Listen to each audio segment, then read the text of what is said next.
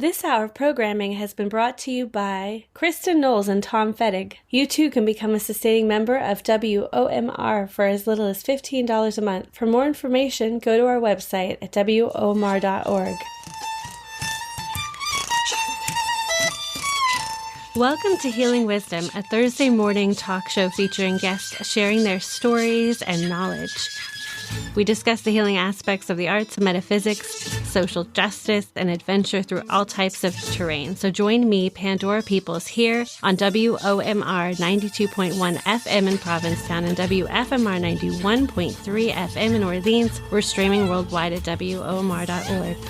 Today we speak with mandolinist, virtuoso, fiddle player, guitarist, composer, and humorist Simon Mayer. He has a series of instrumental albums featuring the mandolin, live performances with his partner Hilary James, and his groups, the Mandolinquents, and Slim Panatella and the Mellow Virginians. He and his partner Hilary James created content for children's programming at the BBC. He's also written instructional books and produced instructional DVDs for the mandolin. We're going to hear an excerpt from Arrival from the Queen of Sheba.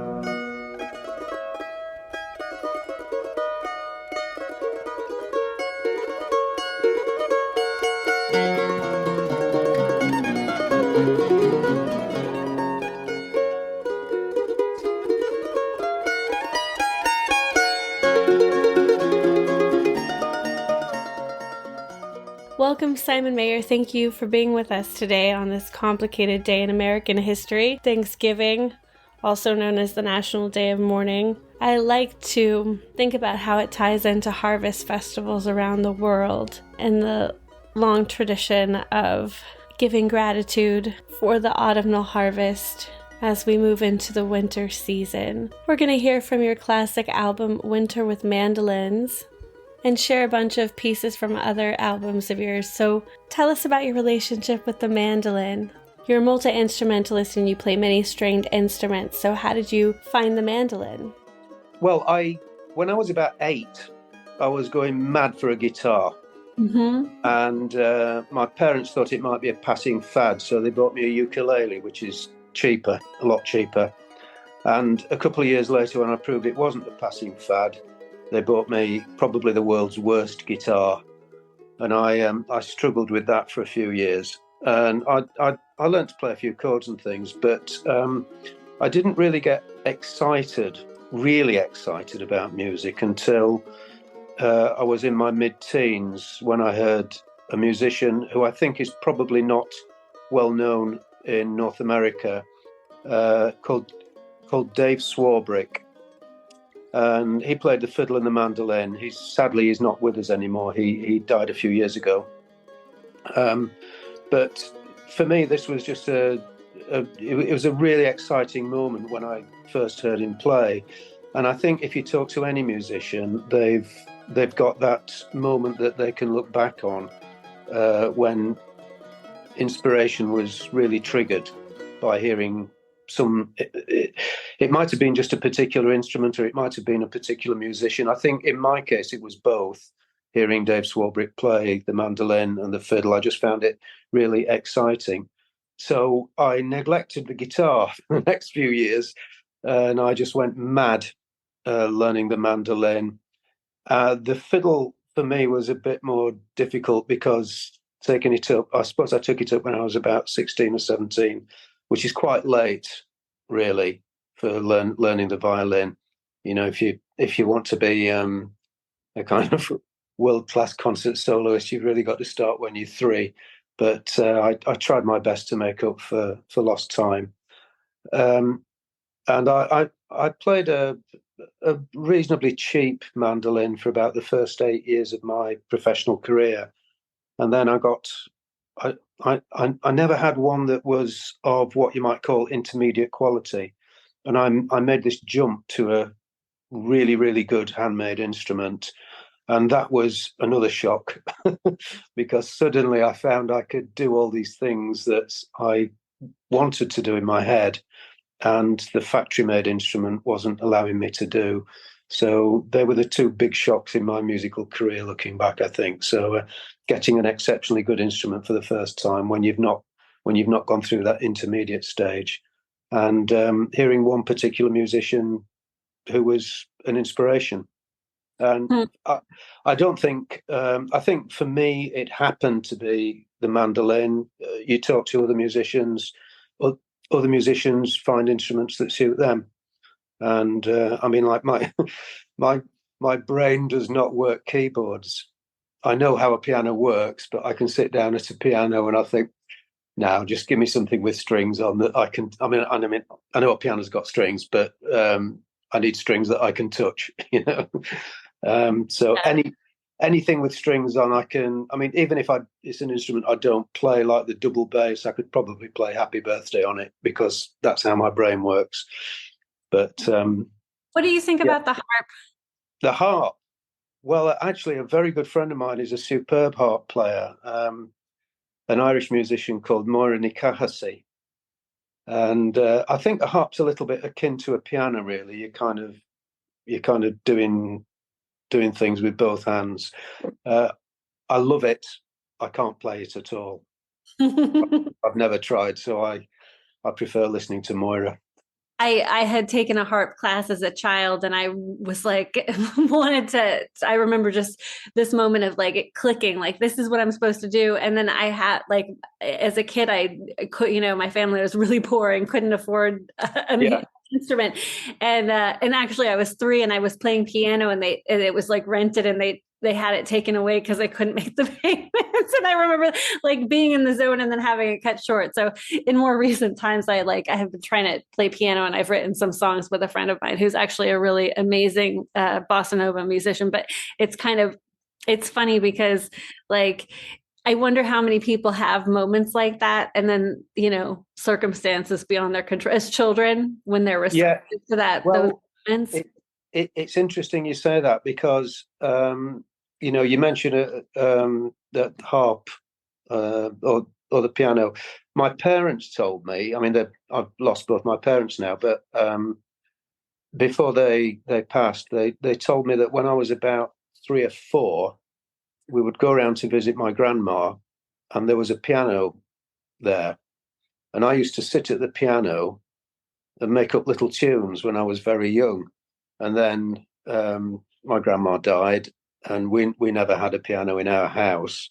And I kind of wonder if I'd have still had access to a piano, whether that might have been my instrument. But you don't know, do you? You just no, you don't know. Next, we're going to hear an excerpt from Ballades of Winter with Mandolins.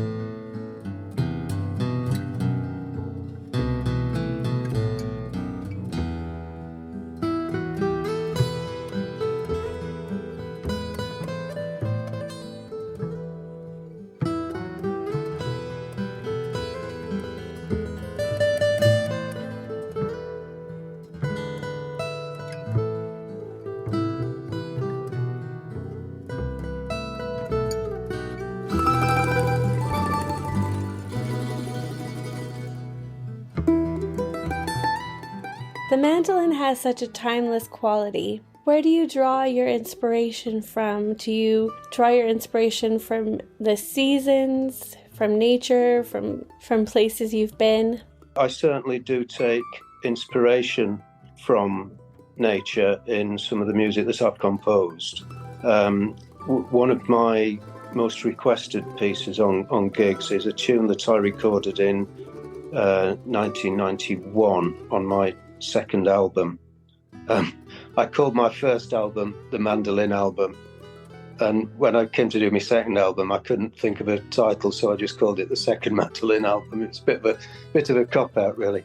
But there's a tune on there called the Buttermere Waltz. Now, Buttermere is a lake in the Lake District in England. I don't know how well you know England, but the most northwesterly corner just before you get to Scotland is our Lake District. It's I describe it to people as the Alps in miniature. It's heavily glaciated, and it's without question the most beautiful part of England. And my teenage summers were spent hiking there. And later on, when I started recording music on the mandolin and writing music for the mandolin, the Buttermere Waltz, which I actually wrote it with memories of Buttermere in mind from teenage hiking holidays, has become one of my most requested pieces. So, and then there are other tunes that I've written, which I've taken inspiration from nature for as well. Most of the hill walk, I'm a very keen hill walker. I'm a very keen hiker, and most of it I've done in the north of England, which is where I'm from originally. I actually live near London now, so it's a little bit frustrating because there aren't any hills nearby.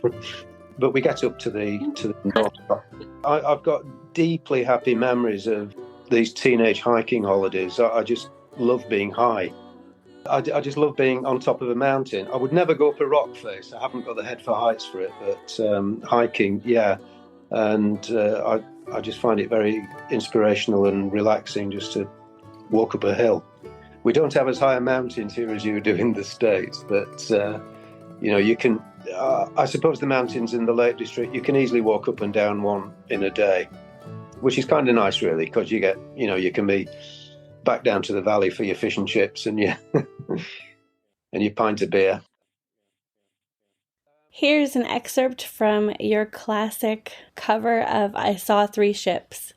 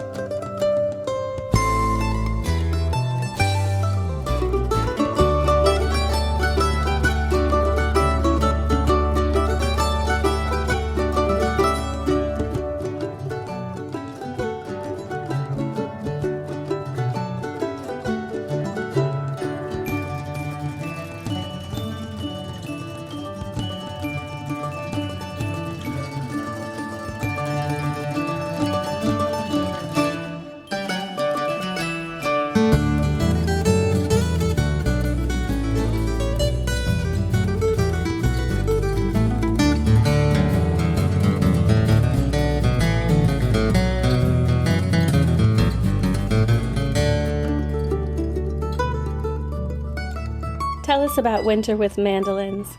Hilary James, my partner, and I, we'd discussed the idea of initially doing a Christmas album.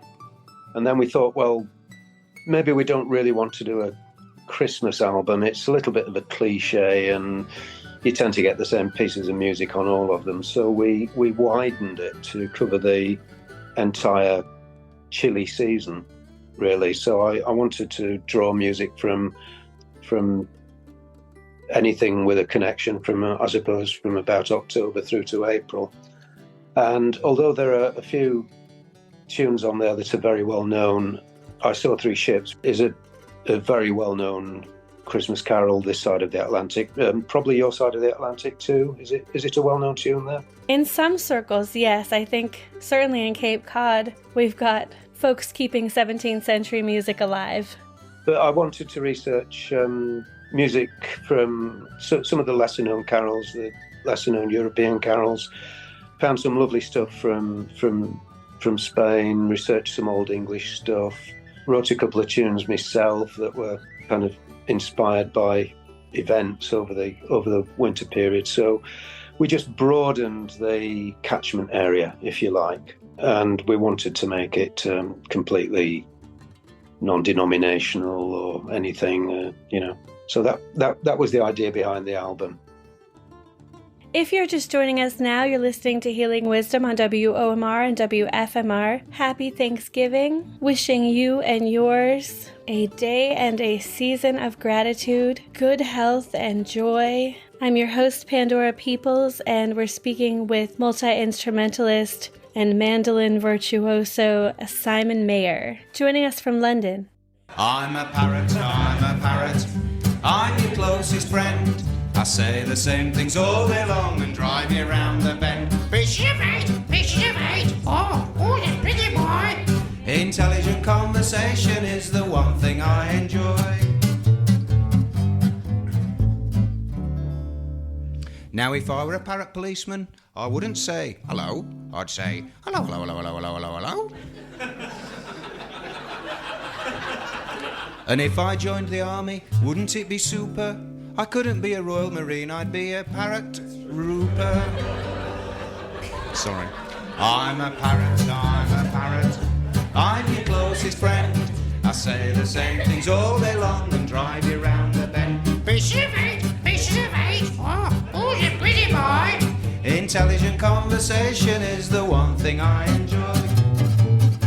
You and your partner, Hilary James, have written a number of children's albums, and as I mentioned in your introduction, you worked on children's programming for the BBC. Tell us about children's songwriting and what kind of audience children make. Yeah, children are a far more difficult audience than adults, because if they don't like you, they turn around and start talking to their friend. Whereas adults, if they don't like you, they sit there and clap politely. And what happened was when we first started out as professional musicians, Hilary James and I, we were playing in clubs, folk clubs in this country, and we got ground down by the smoke, to be honest. Everyone was smoking and Hilary's voice suffered. And we thought, we've got to think of something else to do. And Hilary had trained as a primary school teacher originally. And we thought, well, maybe if we do an educational show, an introduction to stringed instruments, take it into schools, this would work really well. So we worked out how we were going to talk about the instruments, introduce a little bit of the science of acoustics, how wood vibrates, how strings vibrate, all this kind of stuff.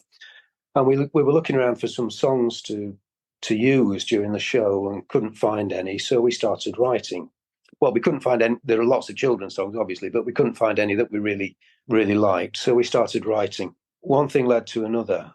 And we did an album for children of almost entirely original songs, maybe a couple of traditional ones in there. This got picked up by a producer at the BBC, and we got an invitation to start presenting children's educational programs on the BBC. This is back in the 1980s, which we did for about 6 years, and that was on the radio, BBC Radio.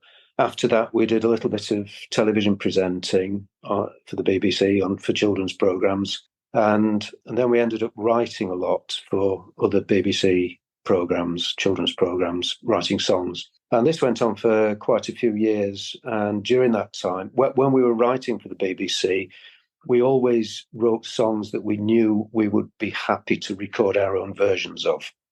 So we made sure that we never let the quality control slip, if you like, if you want to put it that way. So we ended up doing 5 albums of original songs for children, the Musical Mystery Tour series, and then we recorded an album called Lullabies with Mandolins, which is exactly what you might think from the title, which actually is doing really well on Apple Music at the moment.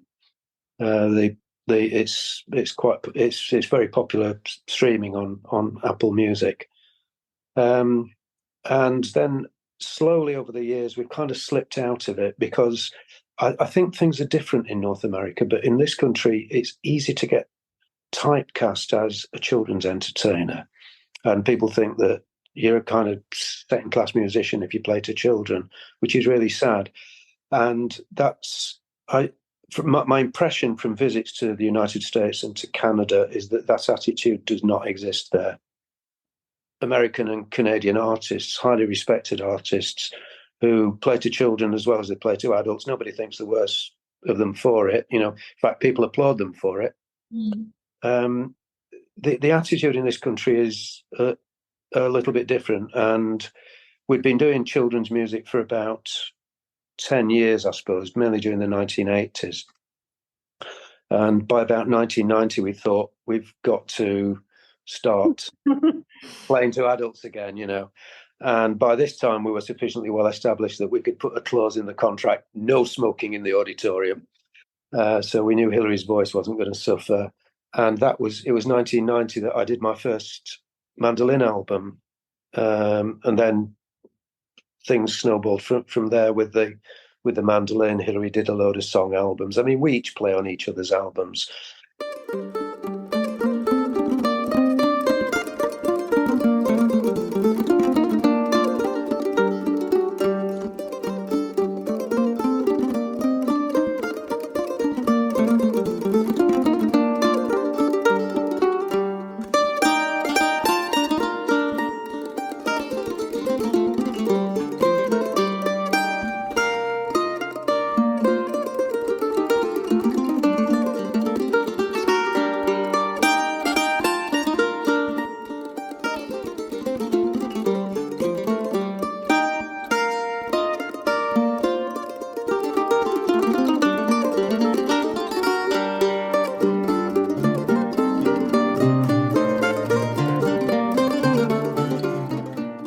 Do you have a favorite performance memory that sort of tops everything else? I do, actually. We were on a tour of Canada and we had a day off. We were in Orillia in Ontario. And have you heard of a Canadian humorist called Stephen Leacock? I gather big news in Canada. He's a very well-known Canadian humorist. He's dead now. But they have the Stephen Leacock Humour Festival in Orillia. And we had a night off, and our friends said, we'll get tickets to go to the event that night. And there was I can't remember the chap's name, but there was a Canadian humorous author was going to be coming up from Toronto to Orillia to give a talk and a reading from his book. And there were 400 people in this marquee waiting for him. And he'd obviously forgotten about it. And he'd probably gone down the pub in Toronto and left his mobile phone at home. And they'd got 400 people in this marquee and nobody to entertain them. So we said to the organisers, look, if you want, we can go and get our instruments. Because they were faced with the need to refund 400 people their tickets, So we said, look, if you want, we can go and get our instruments from the house where we're staying and we can do a gig for you if you want. So they jumped at the opportunity. And there was only one microphone. So Hilary and I huddled around this one microphone with mandolin and guitar. So I said to the audience, well, we're going to start with a mandolin reduction of Handel's Arrival of the Queen of Sheba, which was written for string orchestra and two oboes. And they all cracked out laughing. It was a humour festival. They expected this to be a comedy act. Yes. And I said, no. I said, I'm being absolutely serious. We're going to play this, and it would kind of just reduce this big orchestral score down to two instruments. They laughed even louder. So I started milking it, and I got the distinct impression that they thought the mandolin and guitar were just a pair of props and that we couldn't play them, and that there was going to be some punchline. And of course, the punchline was when we actually played it, which was the very last thing they were expecting, because they were expecting it just to be a joke. And it was the best reception to anything we've ever had. They just went berserk simply because it was so unexpected. It taught me a lot about audience expectations, and it turned out to be a really, really lovely gig. Talking of which, Hilary's just walked in the room. Say hello to Pandora. Hi. How are you? Nice to meet you. And you, yes. You've arrived just in time for me to ask you, what's your favorite musical performance that you've done together? Oh, goodness me. I've just told Pandora about the Stephen Leacock Humour Festival. That was really special. Yeah, I don't know what he told you about it. That's the only thing, because it was unexpected. There've been so many that I've really enjoyed. Actually, possibly playing, what was it called? The £9 fiddle in Chicago? It was in Michigan. Oh. Boat club in Michigan. And we were given this wonderful, wonderful introduction. I'll never forget. And the lady that had announced us, she said, "Oh, I've been talking to these two people that are about to play for us. They're really charming, absolutely lovely." And Simon walks out on stage and says, "I'm in a foul mood." and it got us off to a great start because the audience just fell about laughing. And don't let it be said that the English humour doesn't cross the Atlantic, because they got him straight away. I remember that, actually. This lady had given us the probably the best introduction we'd ever had. She said, I met these people a couple of hours ago. They're the most charming, wonderful people I've ever met in my life, and it was superlative after superlative. We're getting very embarrassed. It was hugely embarrassing because there were so many superlatives she was saying about it. I thought, I've got to deflate this, you know.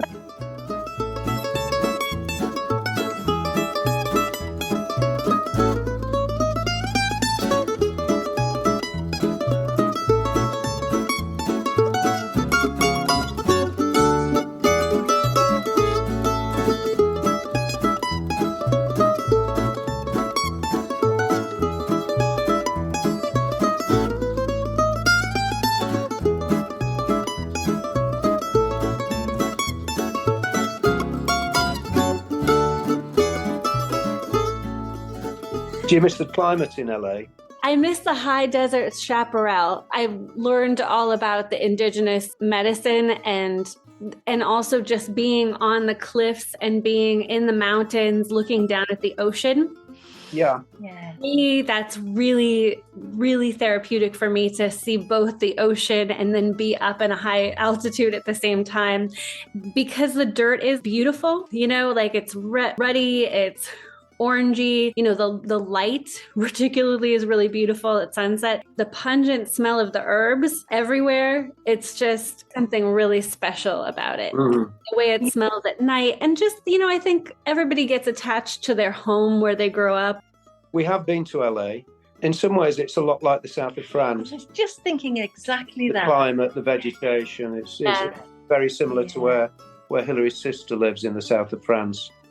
Yeah, and we took a walk. As you were saying that and describing it, it just described this walk we did with my sister going towards Marseille. The time as you walked on the hillside there, it was just beautiful smells. It was a long ridge walk. We walked for about 10 miles along this ridge, and for the whole way our boots were brushing wild thyme.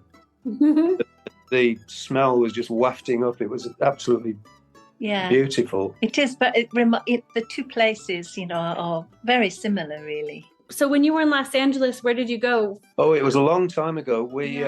Hilary made a video there. We have a good American friend in this country. Mm-hmm. Her brother was a video editor in LA, and she arranged for us to go out and stay with her parents in Los Palos Verdes, was it? Her brother very, very kindly pulled a few favors in Hollywood. Yeah, and we made this video that was just amazing. We made this video with a cast of thousands.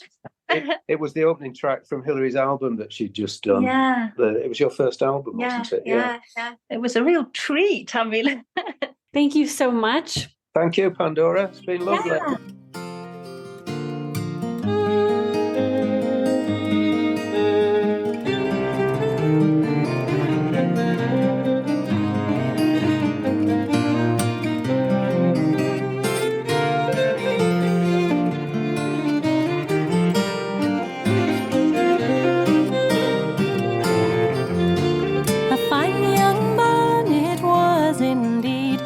Mounted on his milk-white steed, he rode